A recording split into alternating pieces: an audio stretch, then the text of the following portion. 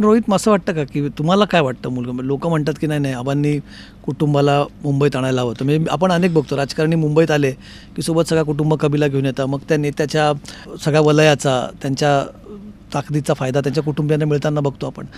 तसं वाटतं तुम्हाला वाटतं की नाही आपल्या वडिलांनी हा निर्णय चुकीचा घेतला की आपल्याला खरं आणायला तर पाहिजे होतं? त्यांनी जो निर्णय घेतला होता त्या काळामध्ये, त्यामागची त्यांची दूरदृष्टी आज लक्षामध्ये येते. आज वडील कधी जर समोर उभे राहिले तर मी त्यांना त्यांच्या आभार मानेन, कृतज्ञतेच्या भावाने त्यांचा आभार मानेन की तुम्ही जो निर्णय घेतला त्यामुळे आज कदाचित मी इथे उभा राहू शकलो. या मतदारसंघातल्या लोकांना म्हणजे तिथली आवड निर्माण होणं फार गरजेचं होतं. राजकारण घरातलं कोणतरी राजकारणात आहे म्हणून राजकारण होतं असं मला वाटत नाही, त्या मताचं मी नाही. त्यासाठी आवड असावी लागते, वेळ द्यावा लागतो, काही सॅक्रिफायसेस करावे लागतात आणि त्याच्यानंतर ते बघायला मिळतं.